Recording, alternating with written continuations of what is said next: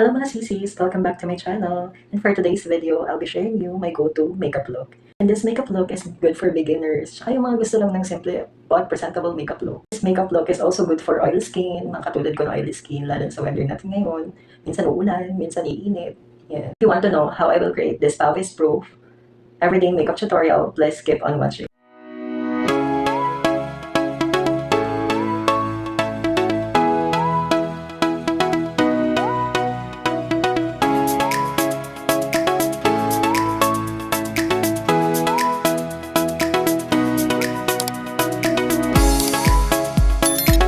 As usual, naglagay na ako ng contact lens tsaka sunblock off-cam. And if you want to know kung anong ginamit ko sunblock, it is Her Skin na sunblock, Sun Defense. Usually, and everyday, sa halip na foundation na ginagamit ko, I'm using a BB cream. Ang ginagamit ko is yung Shawil Collagen na BB cream.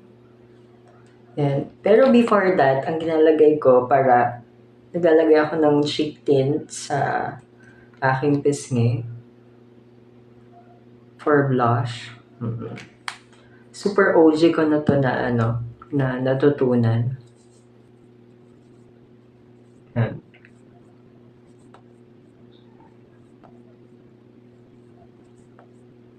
Na you can put cheek tint tsaka sa under your para kapag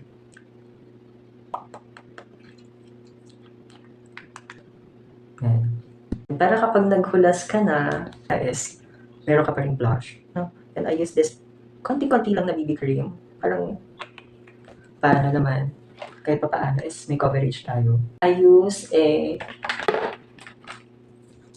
again, this flat na brush. Yan, para light layer lang yung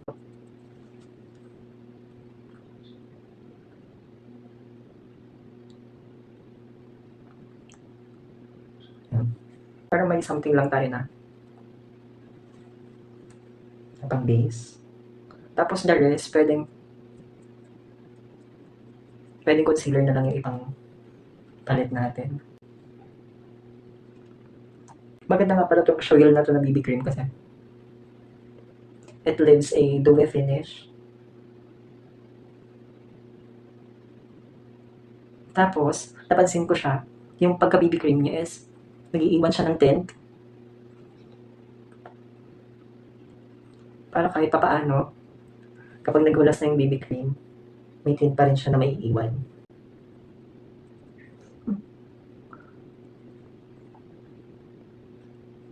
Kasi nga naman, kapag nagpa-foundation tayo, minsan merong time na hindi natin may iwasan na maghuhulas yung foundation.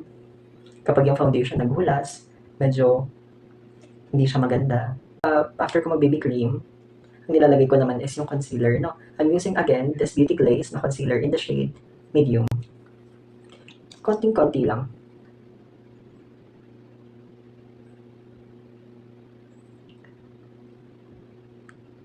And blend ko lang yung concealer.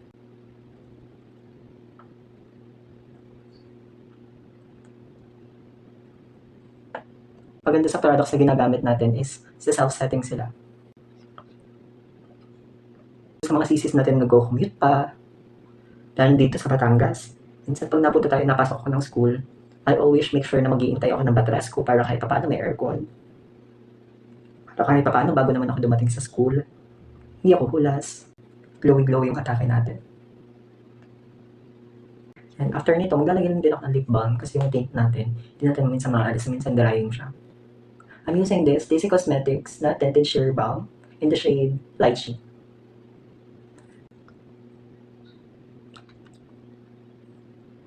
To give definition naman sa face natin, magka-contour ako pero for nose, maglalagay lang ako ng cream contour.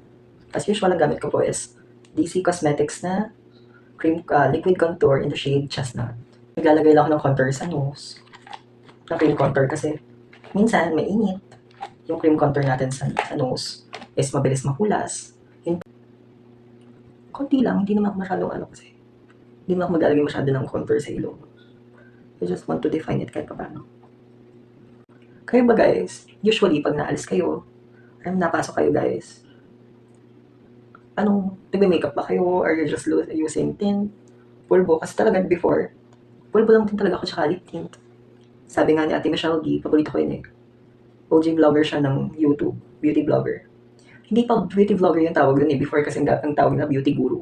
After this, kung ano yung matira sa likod ng hands natin. Meron akong dito. Yan. Dito na.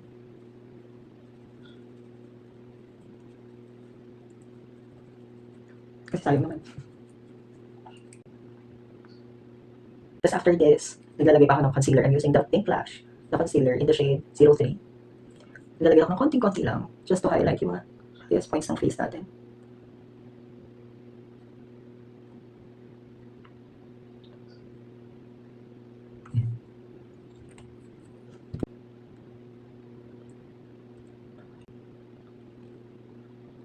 I-blend lang natin itong concealer.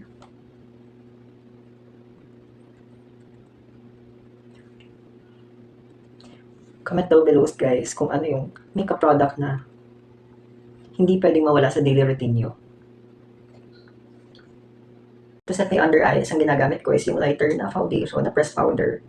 And ito yung ginagamit ko for under eyes pang set. I always do this. Itong powder, ginagamit ko siya ng powder puff. Tapos, minimelt ko yung powder sa mismong puff. Yan. Para hindi cakey. If you haven't watched pa nga po na yung first makeup tutorial ko or first YouTube video ko is nasa profile ko po siya.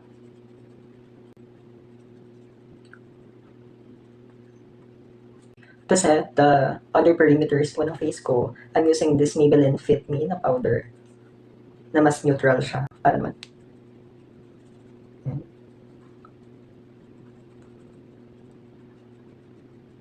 Give back the dimension to our face ulit, I'll be using this Aura Contour by Vice Cosmetics in the shade For Sure.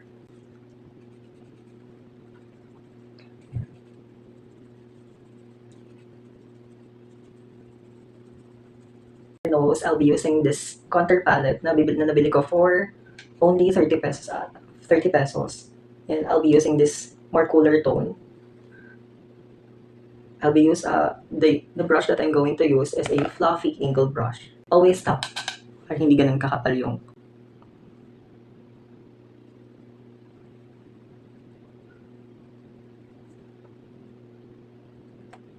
ito yung makeup look na, oh yes, in the process, ang dami mong nilagay, pero yung end product niya is simple lang. Hindi ka parang masyadong nag-effort.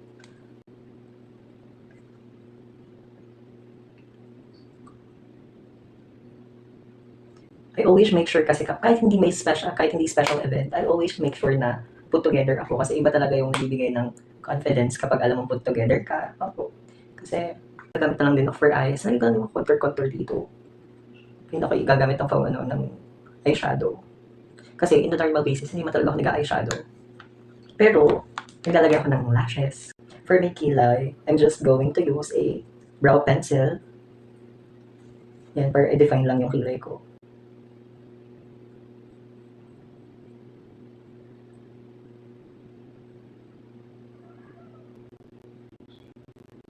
Ang gusto ko lang talaga kasi sa kilay is, hindi siya ganun ka-define pero malinis. Malinis yung kilay. Iba kasi talaga yung nagagawa na kapag naka-frame yung kilay mo.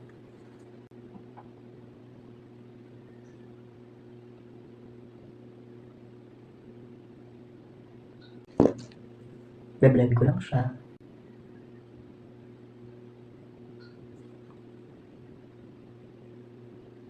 Further define my brows, I'm going to use a eyebrow pomade.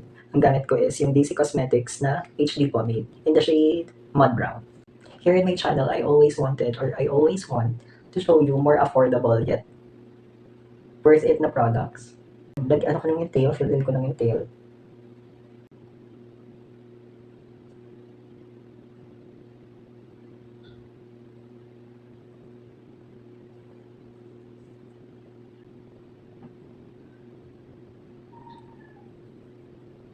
Be-blend ko lang siya.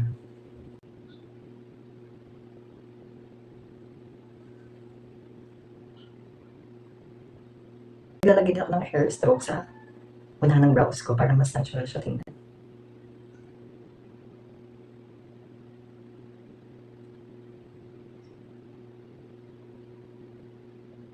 To clean my brows, I'm just going to use a flat concealer brush. Tsaka yung natirang BB cream sa kanina. Lilinisin ko lang siya.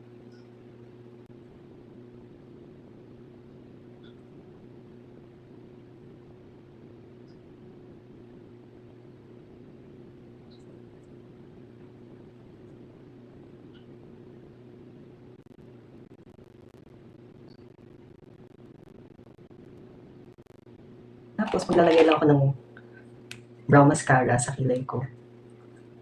Para mas fluffy siya tingnan. Mas feathered.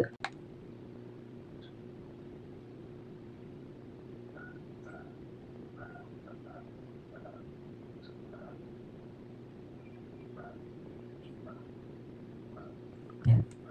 Fluffy na siya. Baya-baya alans na yung atake ng kilay natin. To set the under ng kilay natin, I'm just going to use this yellowish white powder sa ating contour powder. I will just lightly tap it para hindi naman ma-disturb yung ibang products. Tapos I'm using this clean brush. I'm just going to blend.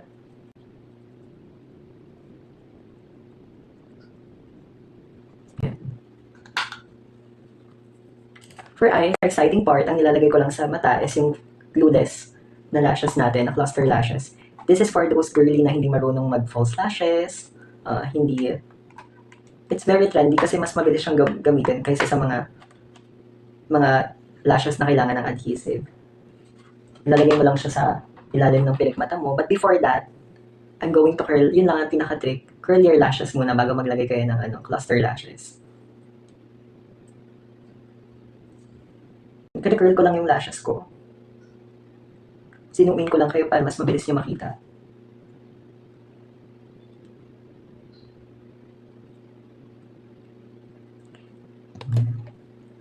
You don't have to put mascara na. Kailangan lang talaga yung trick natin sa cluster lashes is kailangan malinis yung lashes natin. Walang kung ano-anong residue.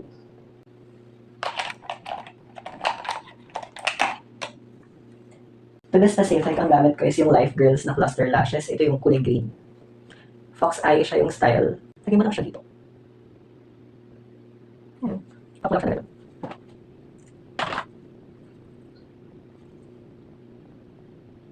Ganda lang trick dito is i-overlap mo sila tapos pisilin mo sila together. Mabilis lang siyang ilagay. Siguro sa inyo na may hirapan kayo pero katagal. Mabilis na siyang ilagay.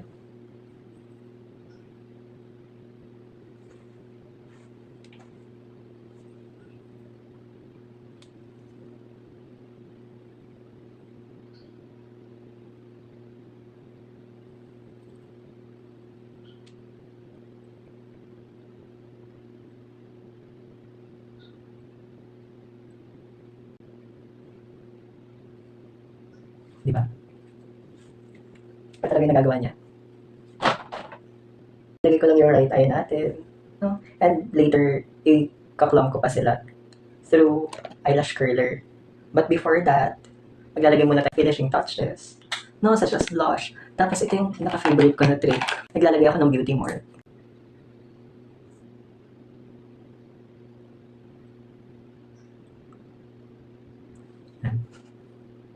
Gusto ko talaga yung beauty mark.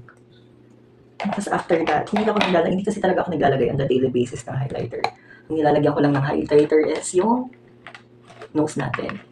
And for that, I'm just going to use the same highlighter na nandito sa palette na to. Yan, itong highlighter na to. Yun, again, this highlighter is just more or less 30 pesos sa TikTok shop tapos sa Orange app. Subtle lang siya. Pero, you can see naman na nandyan siya. For blush, I'm going to use this Hisi na blush on. Medyo muted peach siya.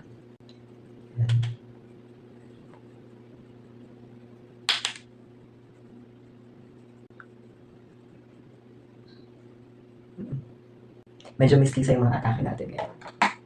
And for lips, I'll be using a red lipstick. And yung recommendation ko ng red lipstick sa inyo is yung, lalo na pag for morena, ang ginagamit ko is yung Maybelline Matte Ink in the shade Groundbreaker. Tsaka yung red lipstick nila ng YOU Cosmetics Color Stay Matte Lipstick in the shade VO4 Cherry.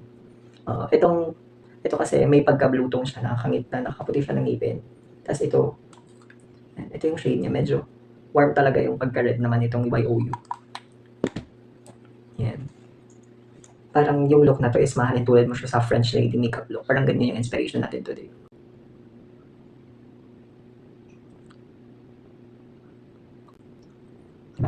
Ang ginamit ko lang is yung Maybelline natin na matte ink in the shade Groundbreaker. Since masyadong matingkad yung pagka-red niya, I'm just going to use this YOU Cosmetics na cherry para lang i-top up, para lang patungan yung ating red lipstick.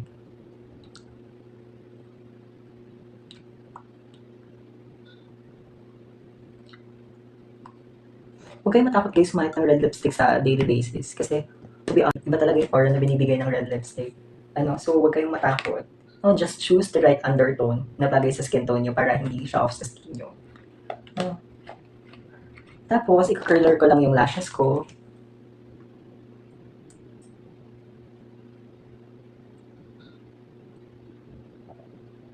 Guys ko lang yung look and then babalik ako for the montage.